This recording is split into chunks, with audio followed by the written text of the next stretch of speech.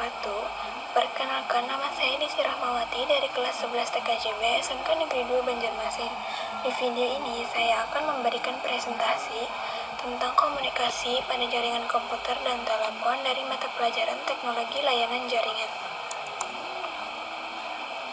Informasi komunikasi pada jaringan komputer dan telepon.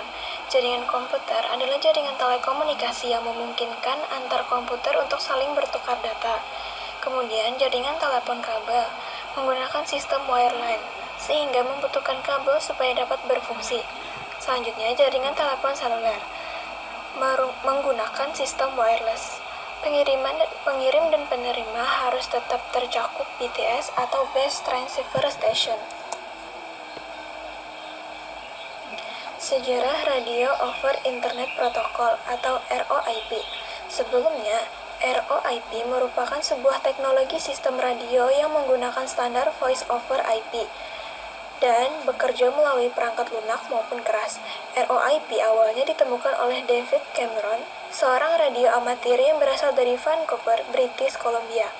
Teknologi ROIP sendiri dimulai pada tahun 2002 sebagai pemenuhan terhadap kebutuhan sistem jaringan penghubung dalam pasar komersil.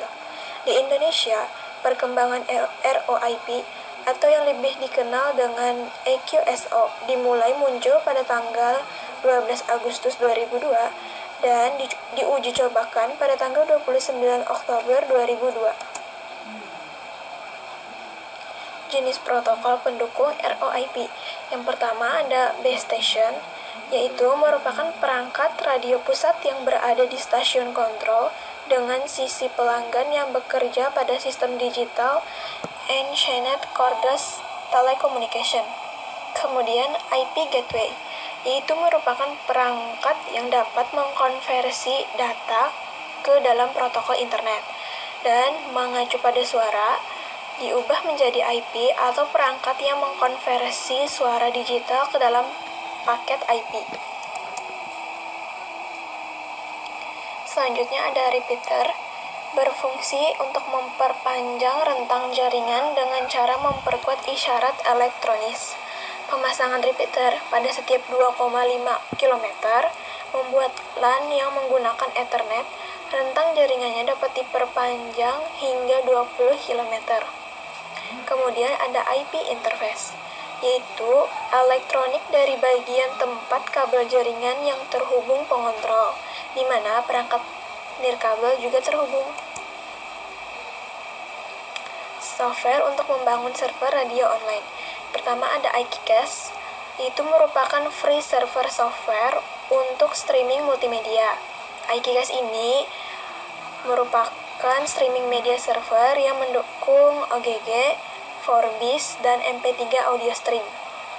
Kemudian ada Shoutcast, itu merupakan suatu sistem yang bisa digunakan pada teknologi radio streaming. Pengguna bisa menggunakan MP3 atau AAC untuk audio encoding dan protokol HTTP atau multicast untuk transmisi.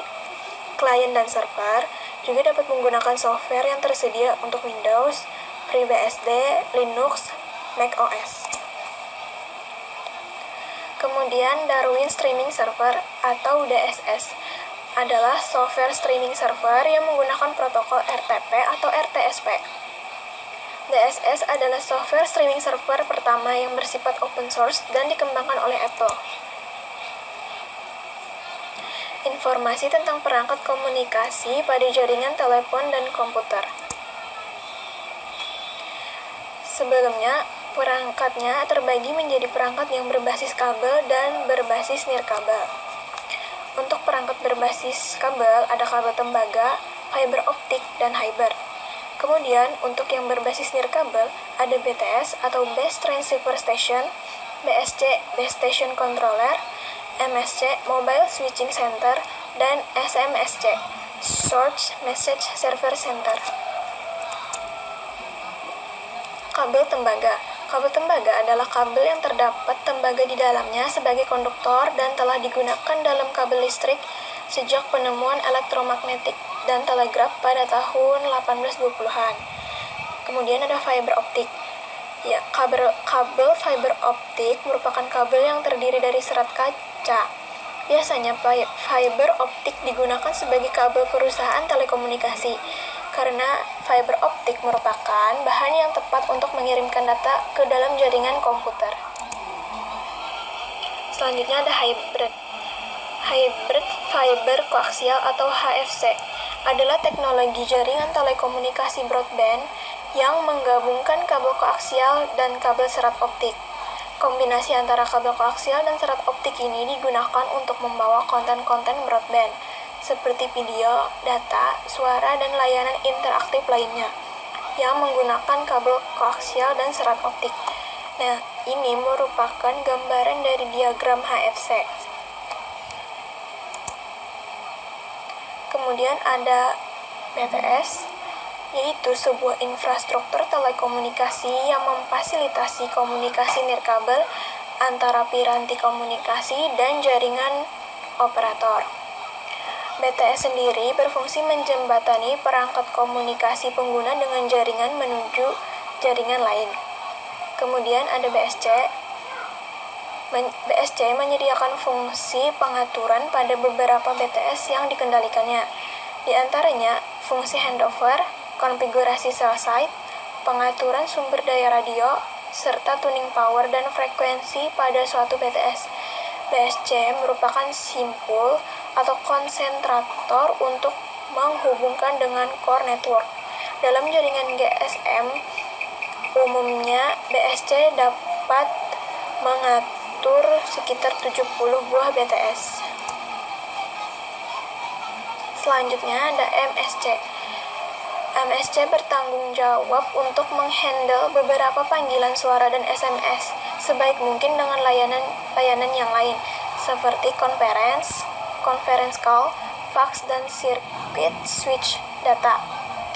MSC merupakan titik penyampaian atau penyambung utama teknologi GSM. MSC berfungsi melakukan fungsi switching dan bertanggung jawab untuk melakukan pengaturan panggilan, call setup, release, dan routing.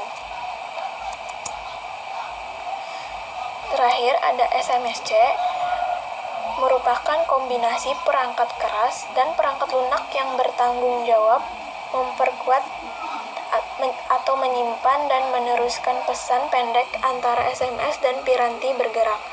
SMSC berfungsi menerima SMS yang dikirim, kemudian menyimpannya untuk sementara, dan memforward atau mengirimkan SMS tersebut ke mobile subscriber atau MS ataupun SME tujuan.